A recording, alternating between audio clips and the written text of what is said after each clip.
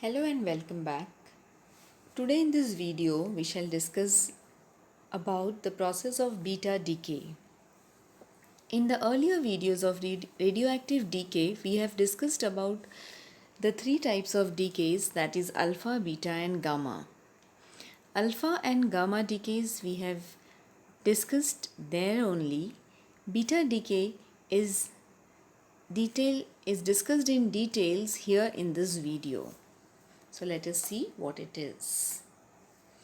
We know that when a parent nuclei undergoes a beta decay, the daughter nuclei has the atomic number increased by 1 and a beta particle is emitted by the by the nucleus. This beta particle is nothing but an electron. Along with this, an antineutrino is also ejected. Antineutrino is one of the fundamental particles present in the nature.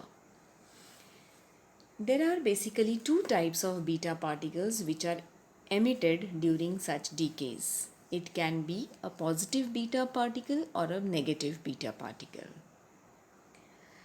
A negative beta decay is denoted by writing the Greek alphabet beta with a minus sign as a superscript. Here, let's take an example to see how it goes.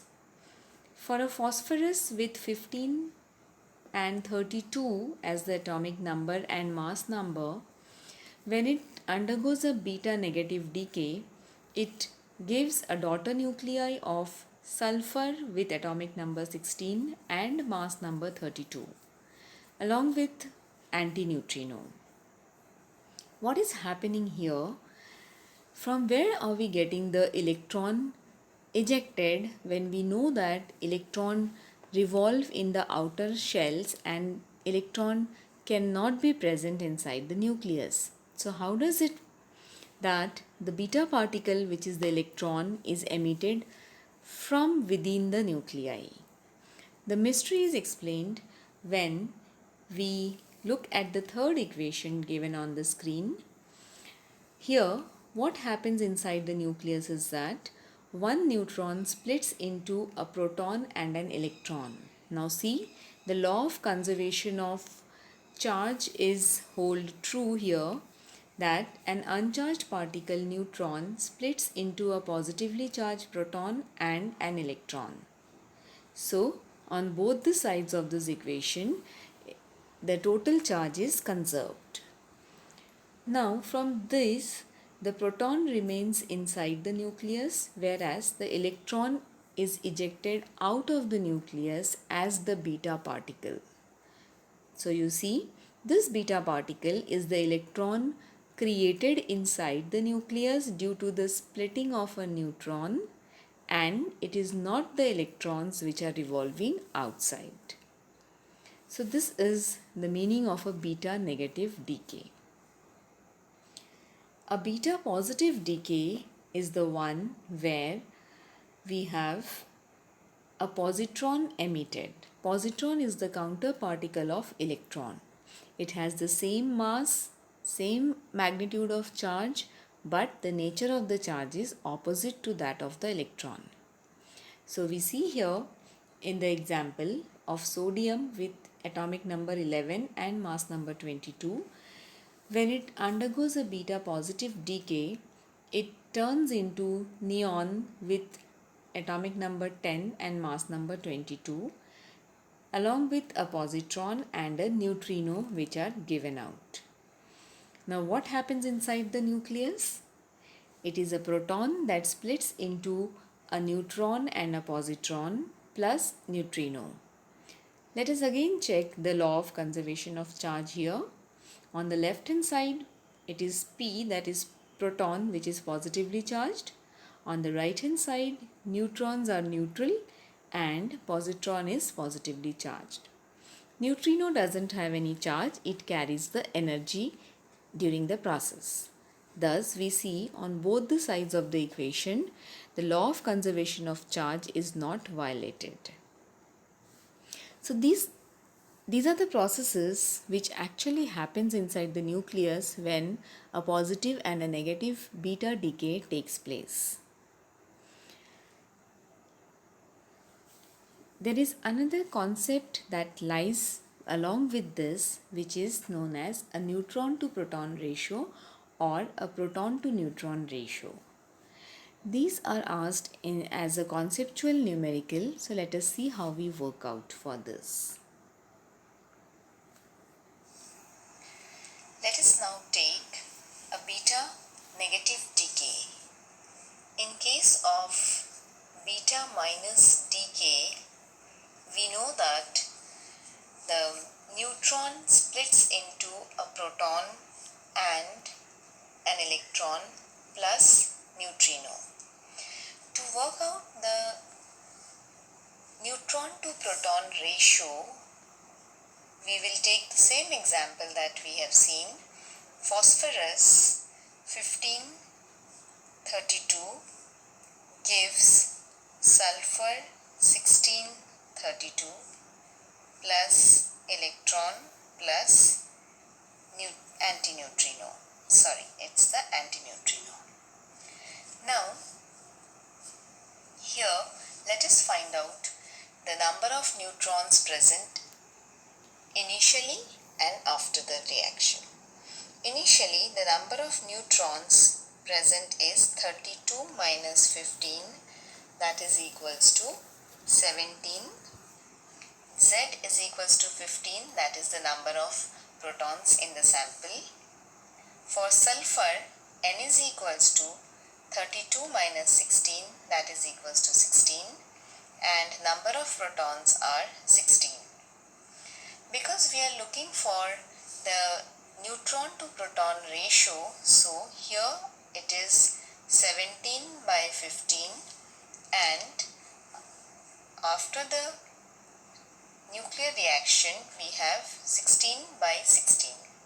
17 by 15 would be a number approximately 1.133 around, and 16 by 16 is 1. So you see, the number is actually decreasing after the beta negative decay. It means the neutron to proton ratio decreases after a negative beta decay. Similarly, let us take an example of beta positive decay. For a beta plus decay, we know that a proton splits into a neutron and a positron with neutrino. Let's take the example that we have discussed. Sodium with 1122 gives neon 1022 with the emission of positive beta particle and neutrino. Now here again we will work out the neutron to proton ratio. Number of neutrons in sodium is 22 minus 11, that is 11. Number of protons are already 11. Neon has got number of neutrons 22 minus 10, that is equals to 12, and Z is equals to 10. When I am looking for the N by P ratio, it is 11 upon 11 here and 12 upon 10 after the decay process. So we see it's 1 and here it is 1.2. Thus, the neutron to proton ratio increases after a positive beta decay. So you see, in case of the negative beta decay, the neutron to proton ratio decreased. Here in this case, it is increased. Both the examples we have worked out for neutron to proton ratio. It can be worked out for the other way also, that is proton to neutron ratio as well. There the number will be reversed. So this is how we solve the conceptual numericals to see what happens to the ratio of protons and neutrons after these beta decays.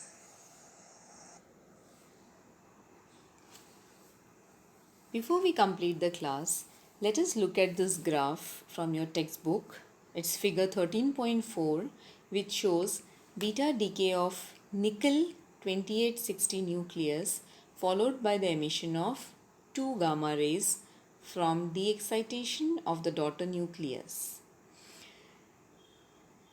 Here, the nuclei that is taken is cobalt with atomic number 27 and mass number 60. This cobalt undergoes a negative beta decay and forms a nickel with 28 and 60. The nickel daughter nuclei so formed is in the excited state and it is denoted by a straight line shown at the arrowhead of beta line. So the excited state nuclei will come down to the ground state by giving out certain energy in the form of radiation. So, nickel can jump directly onto the ground state by emitting the equivalent amount of energy, which is the difference of the two levels, or it can follow certain steps as shown in the diagram. Here in this diagram, it is shown that there is a first jump from the excited state to another state in between where a gamma photon of 1.17 MeV is given out. This state is also a metastable state, thus it falls to the ground state again by emitting a photon of 1.33 MeV energy. So this is how the gamma decay is followed after a beta decay. Although these are not specific that after every beta decay a gamma decay has to follow, it is all spontaneous and nobody can predict what is going to happen. This is an example where a beta decay is followed by 2 gamma radiations. With this, we have come to the end of today's lecture on beta decay. Goodbye.